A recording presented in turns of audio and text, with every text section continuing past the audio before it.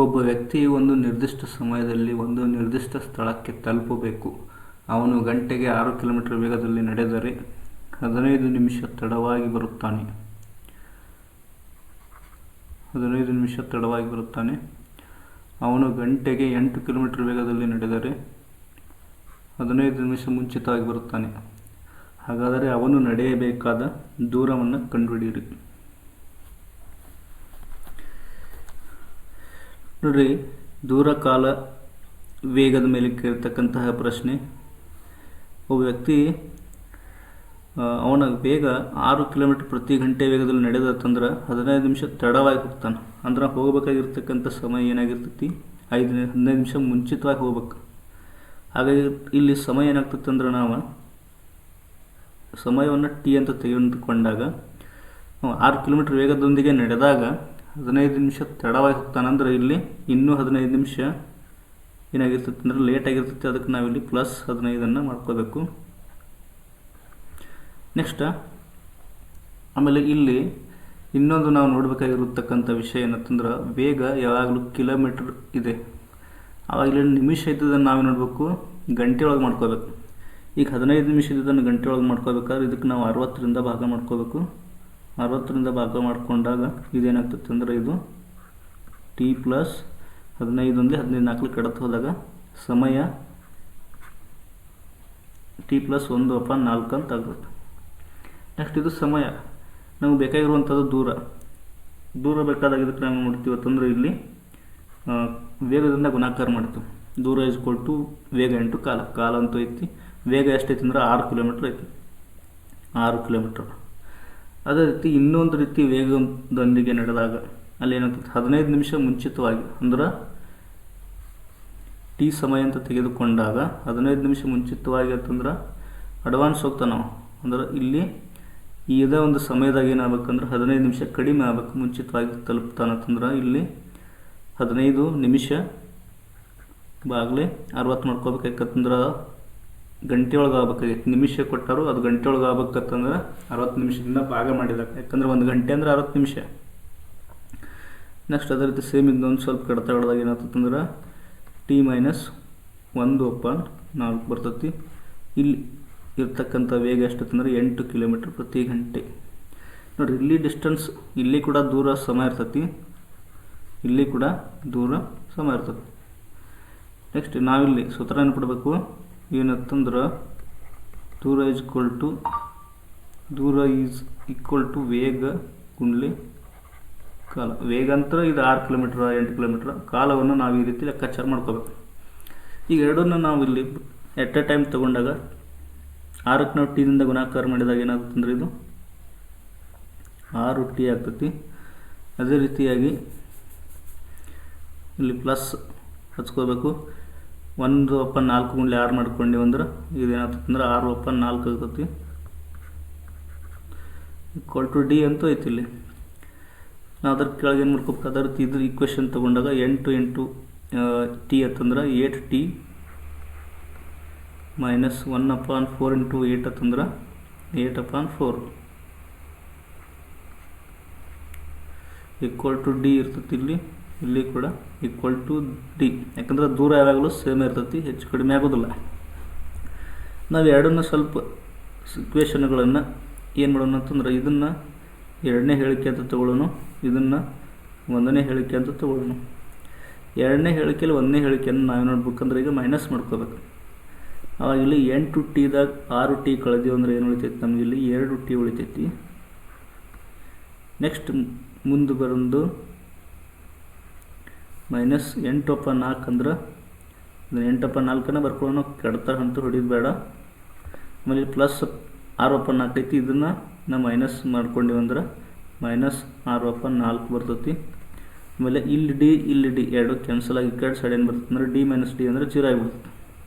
ಇದನ್ನು ಒಂದು ಸ್ವಲ್ಪ ನಾವು ಕ್ಯಾಲ್ಕುಲೇಷನ್ ಮಾಡ್ಕೊಂಡಾಗ 2t = ನೋಡಿರಿ, ಇದನ್ನೆಲ್ಲ ಈ ಕಡೆ ತೊಗೊಂಡ್ಬಿಟ್ಟಿವಿ ಅಂದ್ರೆ ನಾವು 8 + 6 ಕೂಡಿಸ್ಬೇಕಾದತ್ತು. ನಾವಿಲ್ಲಿ ಕೂಡಿಸಿದ್ವಿ ಅಂದರೆ 14 ಬರ್ತೈತಿ.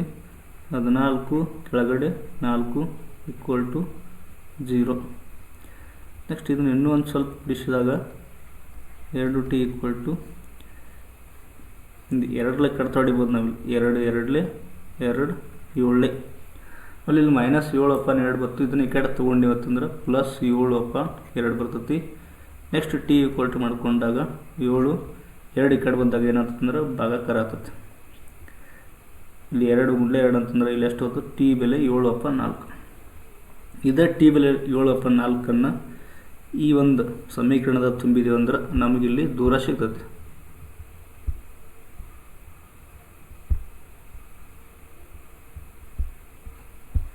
ಟಿ ಬೆಲೆ 7/4 ನಾವು ಒಂದು ಸಮೀಕರಣದಾಗ ಆದೇಶ ಮಾಡೋಣ. ಯಾವುದಂದ್ರೆ ಇಲ್ಲಿ ಇದೇ ಸಮೀಕರಣ ತಗೊಳ್ಳೋಣ. ಇಲ್ಲಿ ಇದು distance d equal to t into t plus 1/4 × 6 ಅಂತ ಐತಿ. ಇದರೊಳಗೆ ನಾವು ತುಂಬಿಬಿಟ್ಟಿವಿ ಅಂದ್ರೆ ಇಲ್ಲಿ ದೂರ t equal to t plus 1/4. T ಅಂದರೆ ಇಲ್ಲಿ 7/4 ಐತಿ. ಟಿ ಅಂದರೆ ಇಲ್ಲಿ 7/4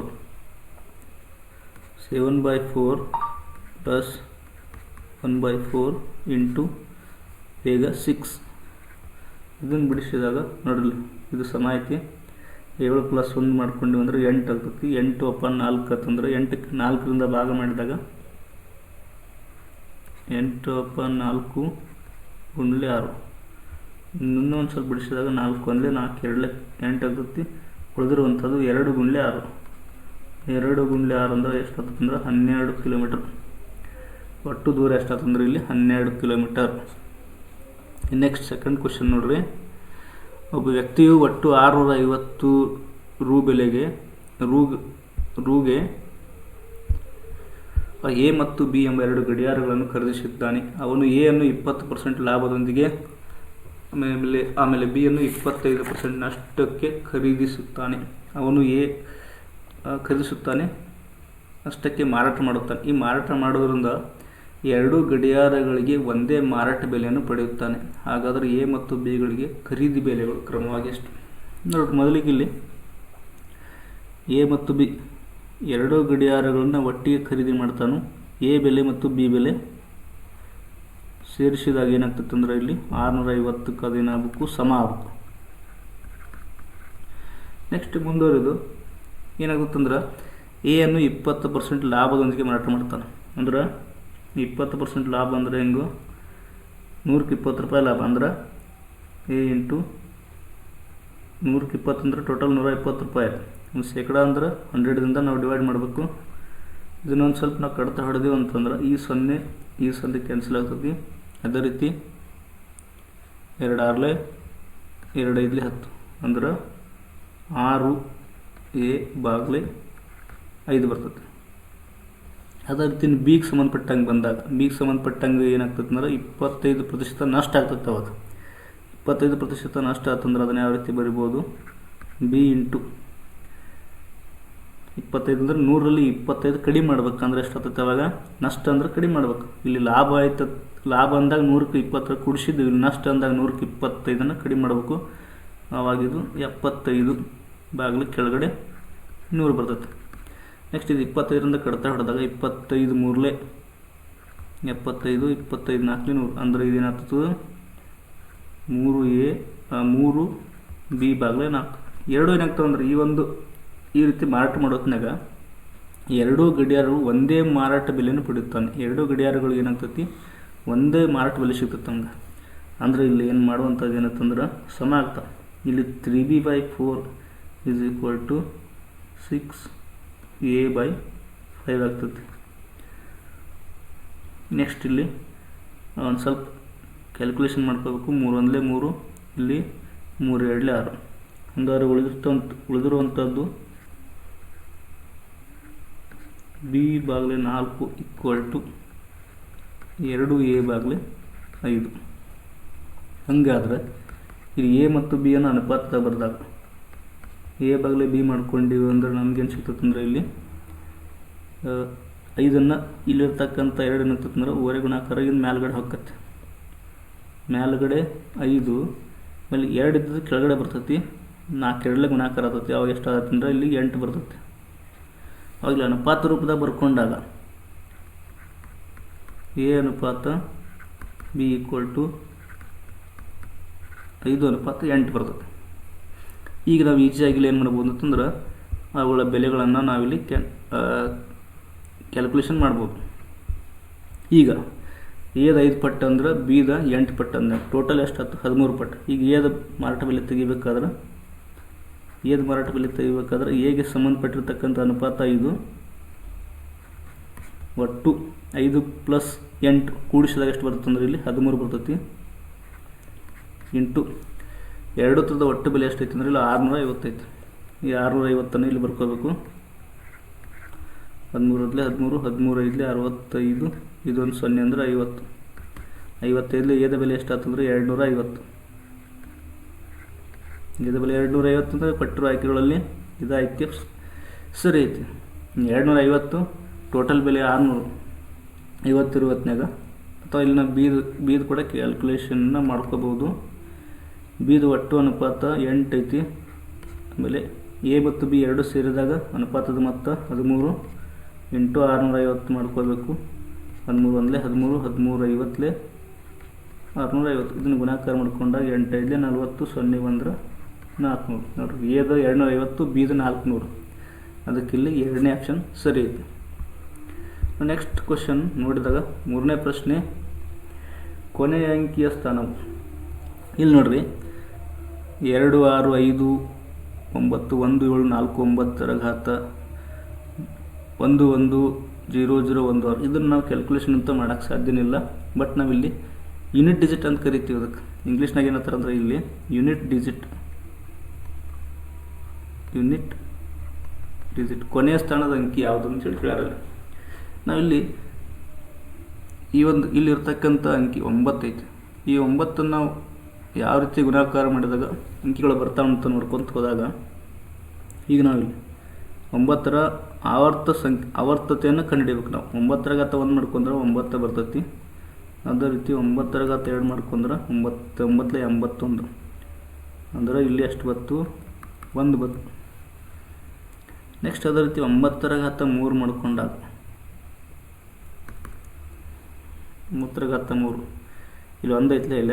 ಈ 1ಕ್ಕೆ ನಾವು 9ರಿಂದ ಗುಣಾಕಾರ ಮಾಡ್ಕೋದು. 9 ಘಾತ 2 ಅಂತಂದ್ರೆ ಬಿಡಿ ಸ್ಥಾನದಲ್ಲಿ ಬರ್ತಕ್ಕಂಥ ಅಂಕಿ 1. ಆ 1ಕ್ಕೆ ನಾವು ಈ 9ರಿಂದ ಗುಣಾಕಾರ ಮಾಡಿದ್ವಿ ಅಂದರೆ ಎಷ್ಟು ಬರ್ತೈತಿ 9 ಬರ್ತೈತಿ. ಅದೇ ರೀತಿ 9 ಘಾತ 4 ಮಾಡ್ಕೊಳ್ಬೇಕು. 9 ಘಾತ 4 ಮಾಡ್ಕೊಂಡು ಇವತ್ತಂದ್ರೆ ಇಲ್ಲಿ 9 ಐತಿ.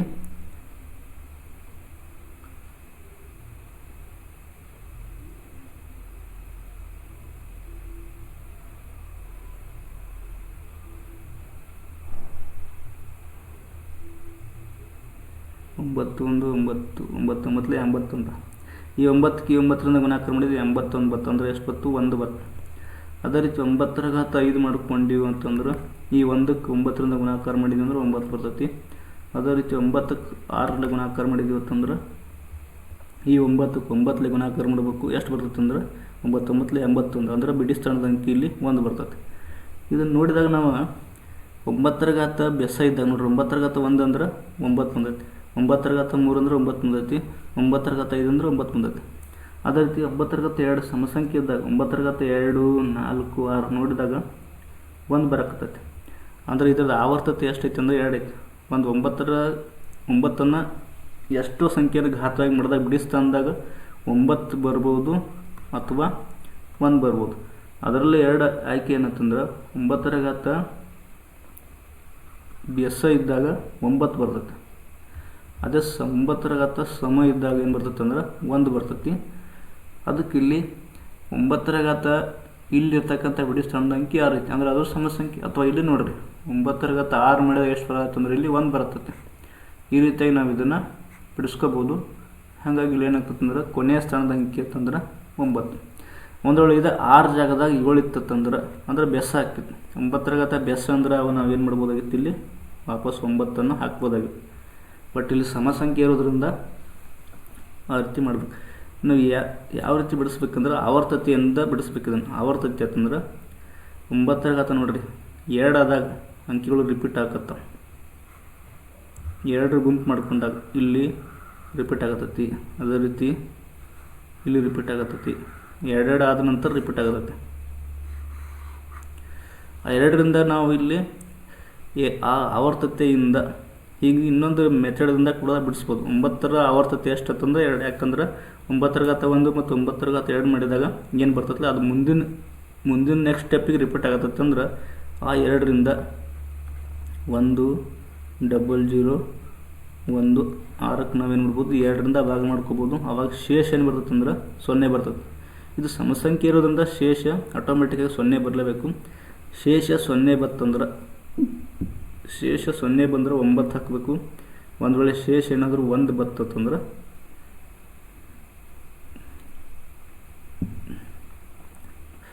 ಒಂದು ಇಲ್ಲಿ ಶೇಷ 1 ಬರ್ತಂದ್ರೆ 9 ಹಾಕಬೇಕು. ಶೇಷ ಏನಾದರೂ 0 ಬರ್ತಂತಂದ್ರೆ ಇಲ್ಲಿ ನಾವು 1 ಹಾಕಬೇಕಾಗತ್ತೆ. ಅದಕ್ಕೆ ಇಲ್ಲಿ ಮೊದಲನೇ ಆಯ್ಕೆ ಏನಾಗಿರ್ತೈತಿ ಸರಿಯಾಗಿರುತ್ತದೆ.